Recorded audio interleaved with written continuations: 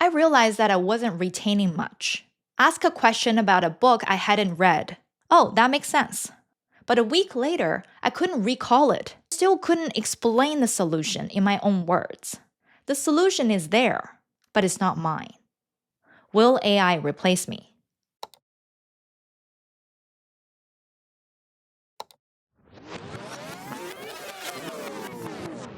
I still remember how I used to learn.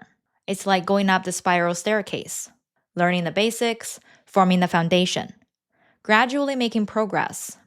The higher I climbed, the more expanded my view. But an expanded view meant more questions, more ground to cover before I could reach the next spiral. AI changed this overnight. Now it can generate a personalized textbook in a minute.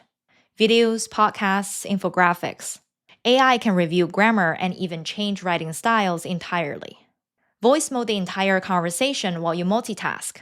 Prompt for a report to be generated at the end. Hit send, a day's work is done. It's everywhere and it seems to know everything. So it's only natural this question shows up for all of us. Will AI replace me? I have seen a lot of advice on learning AI itself, how it works, how to work with it. Or on a meta level, learn how to learn anything quickly. Because AI won't replace everyone. But organizations won't need as many humans. 5 people with AI can replace the work of 10 or more. This makes sense, but it isn't enough. Having worked in higher ed for over a decade, I know the ability to learn remains fundamental. Having materials generated in different formats at our fingertips is a revolution. But having learning materials isn't the same as having learned them. Learning how to learn any skill sounds valuable. But how? Everyone learns differently. Learning doesn't happen unless it's internalized, connected to what you already know, and point to where you should go next. That process also varies for everyone. Chasing the best way to work with these models means we'll never catch up. And somewhere in the process of chasing, we can lose our way.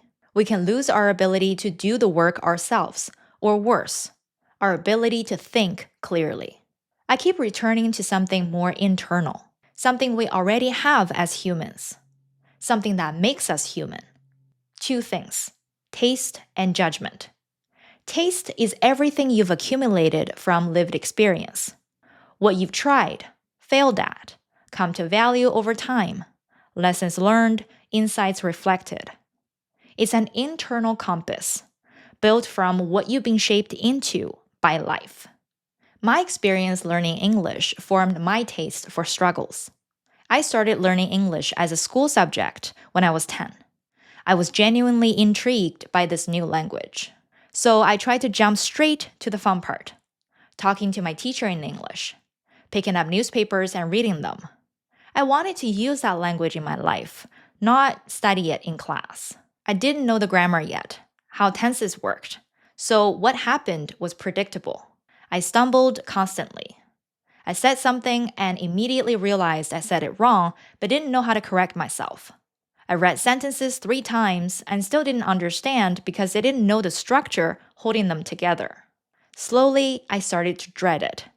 The thing I was excited about became frustrating. My teacher was the one that reminded me that if I truly want to use the language well, I simply shouldn't and couldn't skip the hard part of studying it. So I forced myself to pay attention in grammar class, did exercises, watched shows with subtitles first and removing them. I would carry around my own dictionary so I can look up words anytime needed. It was painfully slow compared to what I wanted to be doing, but I was making real progress. And somewhere in that process, I learned something I didn't have words for then. Struggle will always be a part of learning. But certain types of struggle build capacity. Others just drain me. I can help myself by learning the difference between the two and focusing on the right kind of struggle. Struggling because I'm trying to use a language I don't understand yet. That's draining, frustrating, and discouraging. It will not do me any good and only makes me want to quit. But struggling because I'm practicing the foundations, even though it's boring, so I can eventually do the thing I care about. That kind of difficulty is meaningful because my learning can compound to a real skill. I didn't just learn English. I learned to recognize the difference between effective struggle and pointless frustration. That distinction, that's taste. Not a preference. Not, I like this approach better. But it's something deeper. It's a recognition built from lived experience of what actually leads somewhere and what just spins my wheels. When AI started showing up with all that it can do, I was fascinated. Ask a question about a book I hadn't read. I get a summary in 10 seconds that would have taken me weeks to extract. Say, explain this concept. Get it back as a mind map, diagram, analogy, different formats, audio, visual, text, whatever I wanted. It felt like magic, and I thought this was going to accelerate my learning like never before. Then I noticed that things did not work out the way that I expected.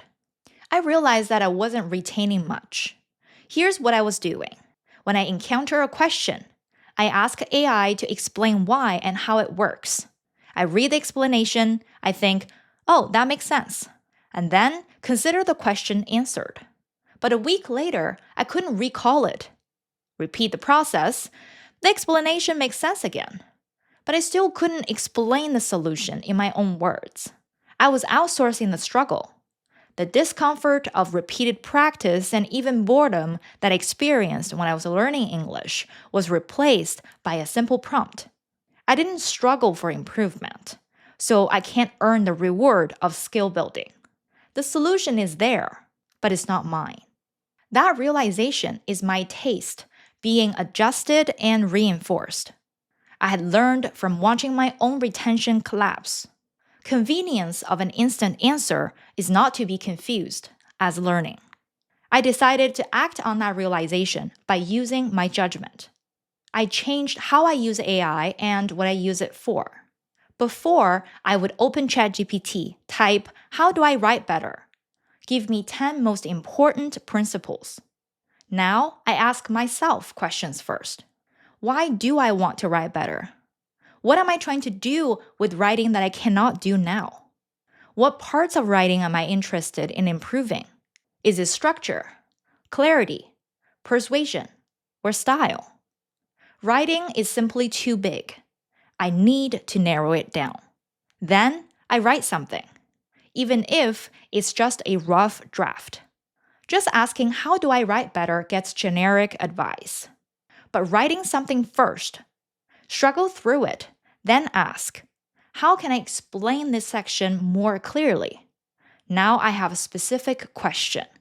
Now AI can actually help. AI has all the information, but it's waiting for you to ask the right question.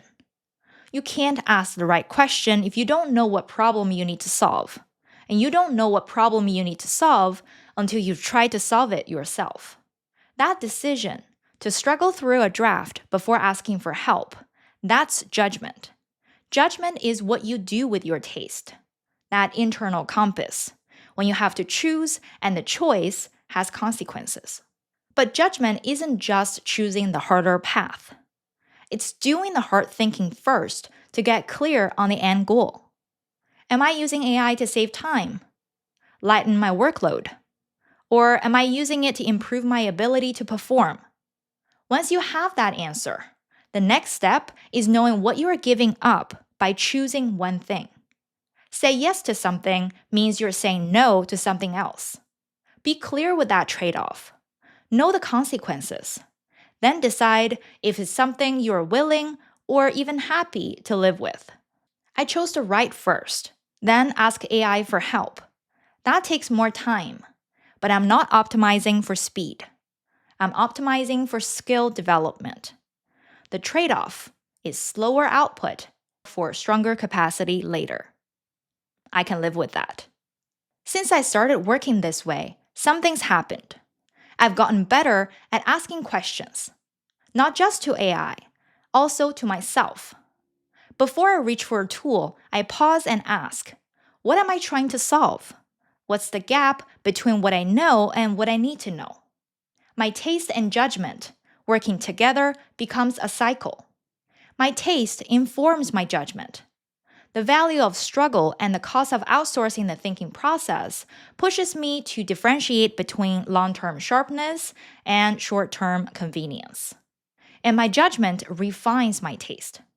Every time I make the call to struggle through something myself instead of outsourcing it, I learn something new. Maybe discover a connection I wouldn't have seen if AI handed me the answer. Maybe realize I was asking the wrong question entirely. But here's what I've learned about maintaining that cycle. My input determines my output. Our taste is shaped by all of our lived experiences. Everything we encounter, actively or passively, becomes part of our input.